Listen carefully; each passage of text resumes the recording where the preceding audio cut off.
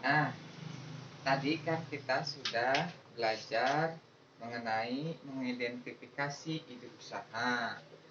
Selanjutnya ibu-ibu, kita akan belajar tentang mengembangkan dan menilai kelayakan ide usaha. Namun, sebelum dilanjut, saya akan memutar film dahulu ya ibu-ibu. Ya. Nah, tolong nanti disimak baik-baik. Nanti saya akan menyampaikan pertanyaan setelah filmnya selesai. Simak baik-baik ya ibu-ibu. Ya.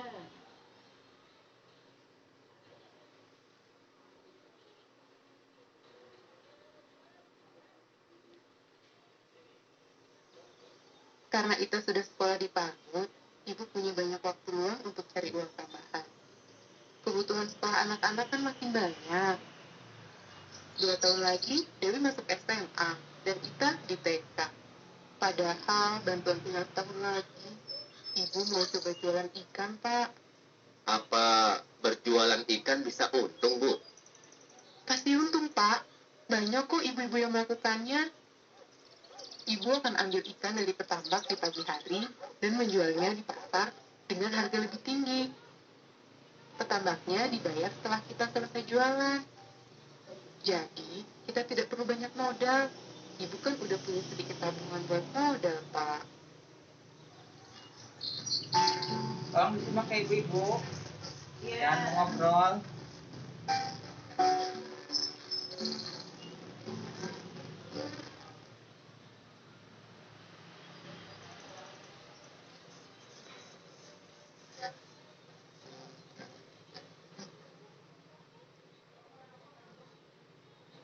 Saya bayar ikan yang laku saja ya, Pak. Saya belum balik modal nih. Wah, tidak bisa, Bu. Berapa yang Ibu ambil tadi pagi? Ya segitu Ibu yang harus bayar sekarang. Karena dagangan ikan saya sering tidak laku, lama-lama modal saya menipis dan jualan saya jadi makin sedikit. Bahkan saya terpaksa berutang pada petambak kalau tidak bisa bayar ikan yang sudah saya beli.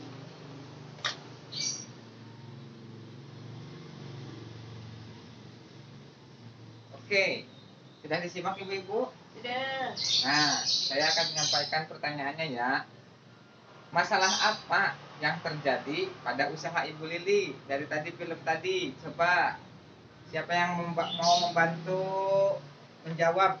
Ya Pak, saya Pak. Ya. Masalahnya Ibu Lili berjualan ikan tetapi ikannya tidak ada yang beli Pak. Ya. Tidak laku.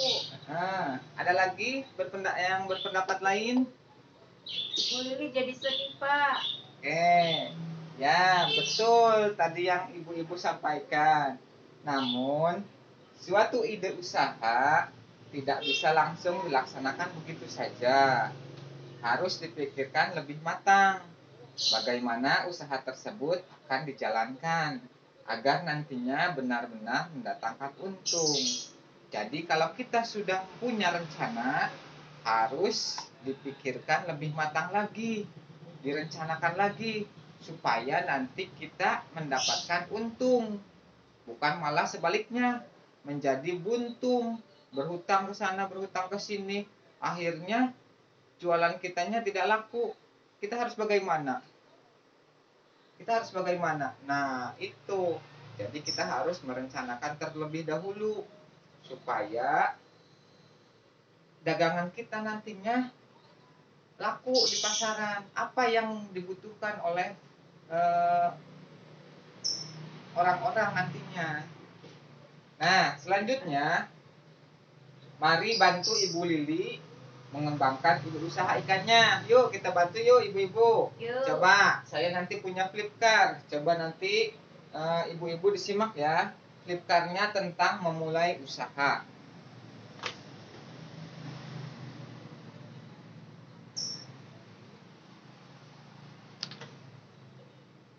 Nah, di sini ada nih Ibu Lili tadi ya sedang berjualan ikan. Nah, kemudian coba ada yang bisa bantu ibu-ibu untuk membacanya? Ada yang bisa bantu saya untuk membacakan ini? Mengembangkan ide usaha. Nah, yang pertama yaitu harus dilakukan usaha apa yang akan dilakukan. Tadi apa usahanya Ibu Lili? Jualan ikan, Pak. Ya, berjualan ikan. Berjualan ikan yang apa? Ikan yang segar kan? Ya, Ya, ikan segar. Kemudian yang kedua, siapakah target pembelinya? Orang-orang, Pak, yang Tadi jualannya di mana? di pasar. Di pasar, berarti targetnya Ibu-ibu. ibu-ibu yang akan masak. Ya, Ya. ibu-ibu yang akan masak, yang akan belanja di pasar.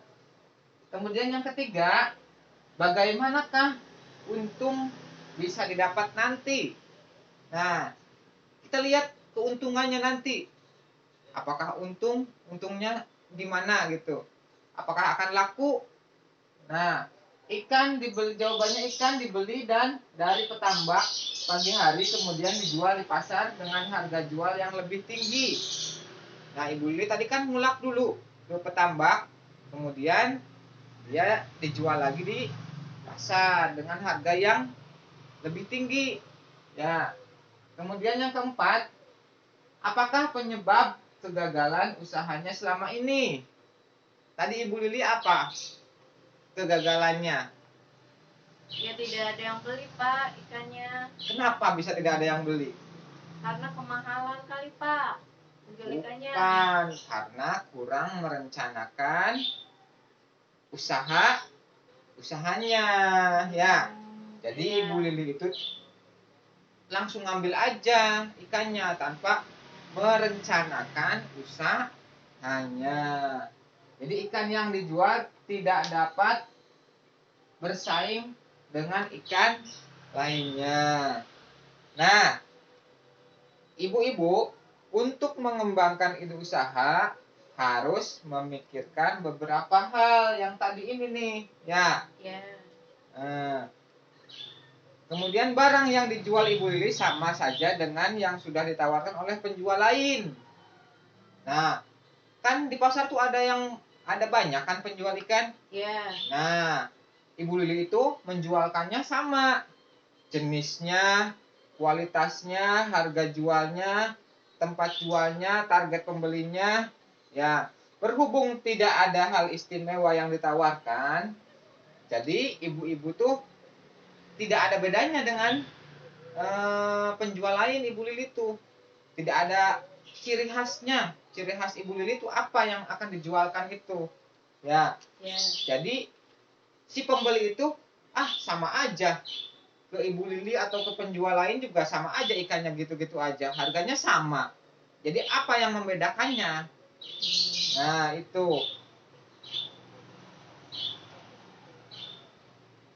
Kemudian,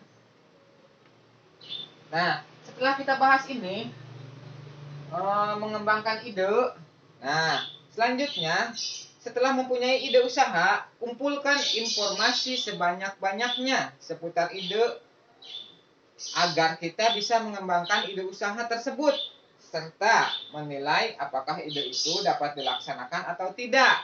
Nah, setelah kita tadi sudah dikembangkan idenya, dikumpulkan informasi ide itu untuk nanti dikembangkan selanjutnya. Ya. Apakah ide itu bisa diwujudkan? Nah, atau tidak? Nah, kita mungkin sudah tahu beberapa hal, tetapi bisa kita cari tahu lagi. Ya, kita cari tahu lebih lagi kepada orang yang lebih laku jualannya. Contohnya di pasar, bertanya kepada orang atau mendengar berita lewat TV atau radio. Nah, cara orang lain sukses bagaimana? Gitu. Cara berjualan orang lain yang laku bagaimana? Nah, kita bisa mencari informasi. Bisa dari tetangga, atau bisa dari TV, bisa dari internet, gitu. Dari mana saja sumber informasinya. Ya. Nah, sekarang coba untuk selanjutnya, ibu-ibu, kita akan tadi kan saya sudah menyampaikan kelompok, sudah membagi kelompok kan? Sudah. Di awal? Ya. Ya. Ada 4 kelompok ya. Ya. Coba kita akan berdiskusi lagi. Coba kembali kepada kelompoknya masing-masing. Ya. Kembali kepada kelompoknya masing-masing. Sudah ibu-ibu? Sudah, Pak. Ya, kalau sudah, kita akan berdiskusi lagi. Coba ibu-ibu buka buku pintarnya halaman 71.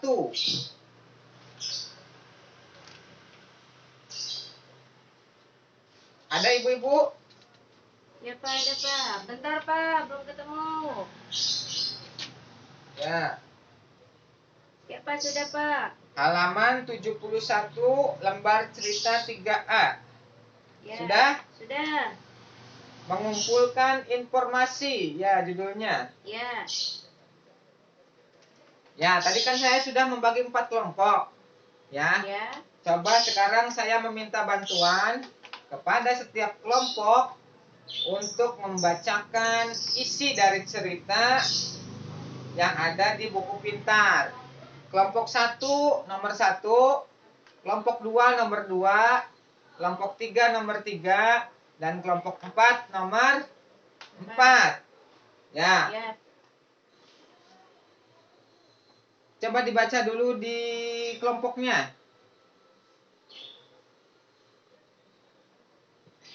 Bacakan, Pak, kelompok 1, Pak. Ya, nanti sok dibaca dulu masing-masing dulu setiap kelompok.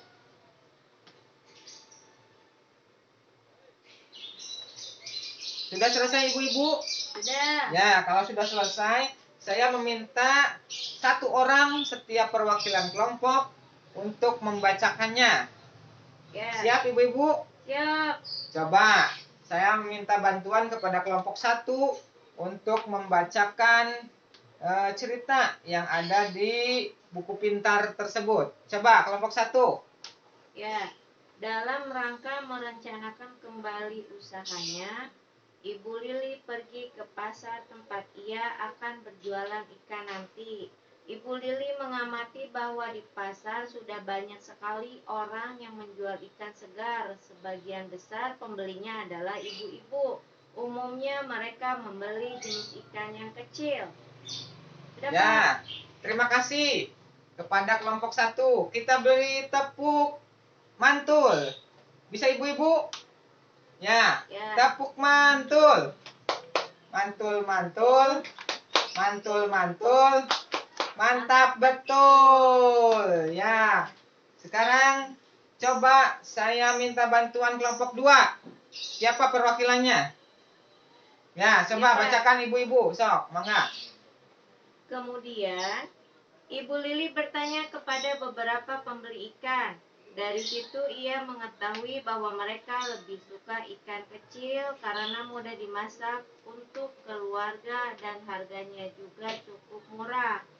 Namun demikian, sebagian besar dari mereka mengatakan bahwa mereka lebih suka membeli ikan matang agar tidak repot memasaknya. Sayangnya, belum banyak orang yang menjual ikan matang.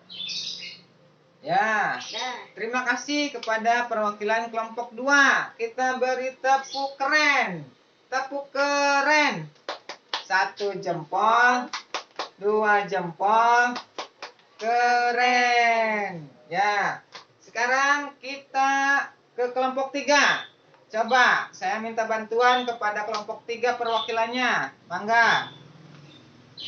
Ibu Lili juga mempelajari bahwa harga ikan yang banyak dibeli ibu-ibu tidak lebih dari 20.000 per kilogram. Untuk menarik pelanggan, sebagian penjual menjual ikan mereka setengah dari harga normal. Jika ikan-ikan tersebut belum laku pada jam 3 sore.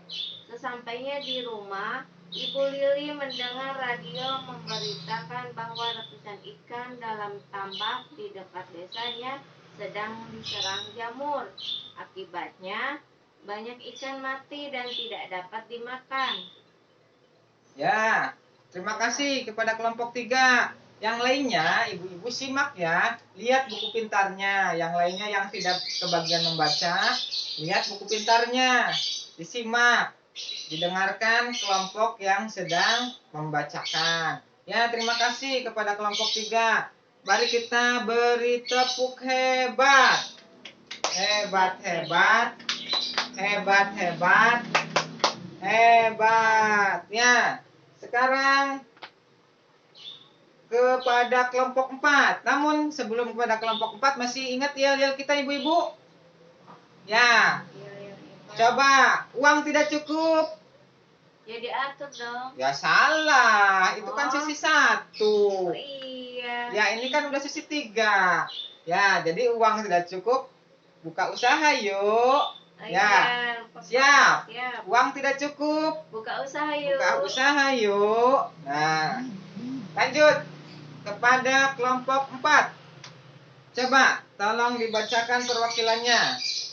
Ya, setelah memikirkan seluruh informasi yang dikumpulkannya, Ibu Lili menyimpulkan bahwa menjual ikan segar akan sangat sulit karena sudah banyak orang yang melakukannya. Ibu Lili kemudian mengubah rencana usahanya menjadi berjualan ikan matang yang dimasaknya terlebih dulu di rumah. Kebetulan, ia sering membantu tetangganya memasak ikan untuk acara-acara pernikahan. Ia akan membeli ikan dari pedagang di sore hari agar dapat harga yang murah. Sayangnya Ibu Lili tidak memiliki modal cukup banyak sehingga ia hanya mampu membeli beberapa kilo ikan dan membatasi variasi jenis makanan yang dijualnya setiap harinya. Ya, terima kasih kepada perwakilan kelompok Nah, 4. Beri tepuk mantul, tepuk mantul. Mantul, mantul. Mantul, mantul. Mantap betul. Ya. Jadi tadi setelah dibacakan oleh keempat kelompok tadi, apa yang didapatkannya ibu-ibu? Coba, kelompok 1 tadi apa? Inti dari cerita tersebut apa? mau merencanakan kembali berdagang, Pak, usahanya gitu. Ya, yang lebih tepatnya yaitu mengamati. Ya, Oh iya. yang lebih tepatnya itu kita harus mengamati dulu. Ya, coba kelompok 2 apa? Tadi yang telah dibacanya yaitu bertanya. Ya, kata kuncinya yaitu bertanya. Kelompok 3 apa? Kata kuncinya mempelajari. Kelompok 4 menyimpulkan. Jadi sebelum memulai usaha, kita mengamati dulu. Kemudian kita bertanya-tanya, mencari informasi. Kemudian kita pelajari informasi yang didapat. Kemudian menyimpulkan. Apakah kita akan memulai usaha atau tidak? Ya. Kemudian informasi yang dikumpulkan Ibu Lili sangat berguna untuk menilai ide usahanya. Ibu Lili bisa mengetahui kekuatan, kelemahan, peluang, dan ancaman yang ada. Nah, jadi tadi Ibu Lili tuh sudah bertanya-tanya ke sana ke sini, sudah mengumpulkan informasi ide-ide usahanya. Ide usaha itu untuk menjadi kekuatan kita. Menjadi kekuatan kita. Apakah kita kuat atau kita lemah? Apakah kita punya peluang atau apakah kita punya ancaman yang lain? Nah, untuk lebih jelasnya, mari kita lihat kekuatan apa dan peluang apa yang ada di dalam Flipkart. Ya, di dalam Flipkart.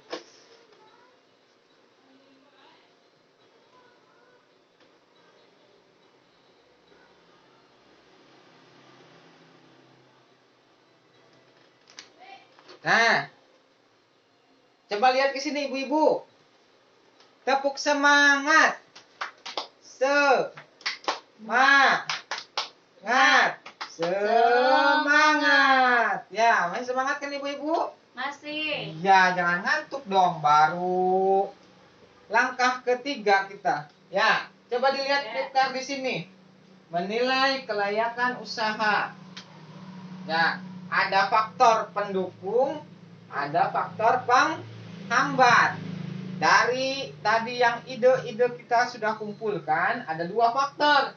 Ada yang mendukung usaha, ada yang menghambat usaha. Coba ada yang bisa bantu untuk membacanya. Apa faktor yang mendukung? Kekuatannya apa?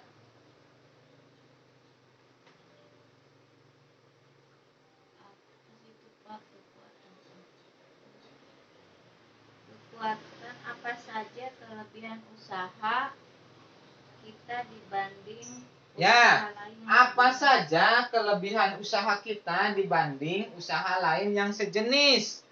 Ya, itu faktor kekuatan kita. Apa saja kelebihan usaha kita dibanding dengan usaha orang lain? Nah, itu kekuatan kita. Jadi kita harus lebih dari yang dijual oleh orang lain. Jadi orang lain menjual ikan segar. Nah, kita memiliki keterampilan memasak ikan balado dan rasanya lebih lezat daripada masakan ibu-ibu lainnya. Itu faktor kekuatan kita. Ya. Jadi ikan segar itu diolah menjadi ikan balado. Ya. Itu kekuatan kita, kekuatannya Ibu Lili. Ya. Kekuatan Ibu Lili itu pintar masak. Masakannya lezat. Nah, jadi ikan segar yang tadi diperoleh itu lebih baik dimasak masak ikan balado. Selain harganya lebih tinggi, ya, kemudian ikannya juga tidak busuk. Ya, kalau di sore harikan atau di besok harikan. Ya, kemudian peluangnya. Apa saja yang ada di luar usaha kita namun dapat memberikan pengaruh positif. Ya, ibu-ibu lebih suka membeli ikan matang, tetapi belum banyak penjual ikan matang di pasar. Coba, di pasar itu kan kebanyakannya yang jual ikan segar. Nah, kalau ikan matang itu cukup sedikit yang berjualannya, malah hampir tidak ada. Nah, itu peluang bagi Ibu Lili untuk memulai usaha jualan ikan balado. Ya, itu peluangnya. Kemudian harga jual ikan balado itu lebih bisa murah karena ikan mentah dibeli sore hari saat harganya murah. Nah, ikan yang dijual pagi hari itu berbeda dengan ikan yang dijual sore hari. Ya, ikan di pagi hari itu harganya jauh lebih tinggi. Kalau ikan yang sudah sore itu harganya relatif rendah. Ya, kalau Ibu Lili berjualan ikan balado, Ibu Lili bisa membelinya pada sore hari ketika ikannya harganya lebih rendah. Jadi ketika Ibu Lili menjual ikan baladonya di pagi hari, Ibu Lili akan mendapat untung yang besar. Ya, karena harga ikan yang waktu dibelinya itu ketika harganya relatif rendah. Nah, tadi ini peluangnya Ibu Lili ya. Sekarang yang menghambatnya. Ya, coba dilihat, disimak ibu-ibu. Kelemahannya, apa saja kekurangan usaha kita dibanding usaha yang lain yang sejenis? Ya, apa saja kelemahannya? Apa saja kekurangannya? Ya, di sini masakan yang dijual tidak banyak variasinya. Ya, Ibu Lili hanya menjual ikan balado karena Ibu Lili cuma bisa memasak ikan balado. Ya, itu kelemahannya Ibu Lili. Kemudian ancamannya apa? Apa saja yang ada di luar usaha kita namun dapat memberi pengaruh negatif. Ya, ancamannya yaitu ketersediaan ikan terbatas karena terserang jamur. Jadi kalau ikannya terbatas, produksi untuk jual ikan baladonya pun terbatas. Ya. Kemudian harga ikan naik selama ketersediaan terbatas.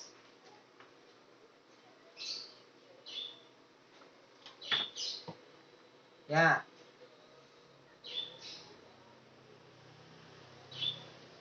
Kemudian harga ikan naik selama ketersediaan terbatas. Karena ikannya sedikit, maka harga ikannya juga bakal naik.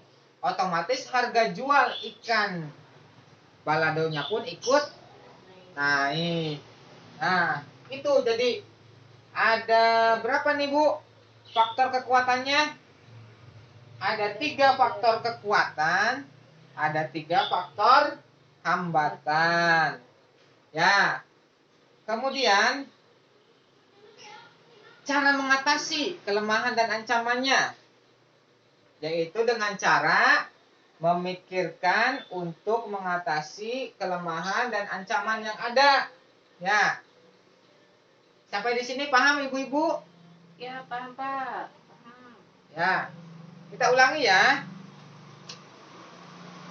Jadi, cara menilai ide usaha itu dengan mengumpulkan informasi yang berguna untuk menilai ide usaha. Ya. Jadi, kumpulkan sebanyak-banyaknya ide usaha yang akan kita kembangkan. Dengan cara apa? Mengamati, bertanya, mempelajari, terus menyimpulkan. Ya. Ya. Selanjutnya ibu-ibu, kita akan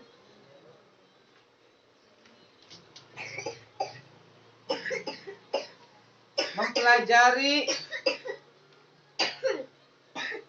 rencana keuangan. Ya, setelah kita menilai kelayakan usaha, kita perlu tahu apakah usaha kita yang didapat memberi keuntungan atau tidak. Ya. Kemudian selanjutnya, materi yang selanjutnya yaitu merencanakan keuangan usaha.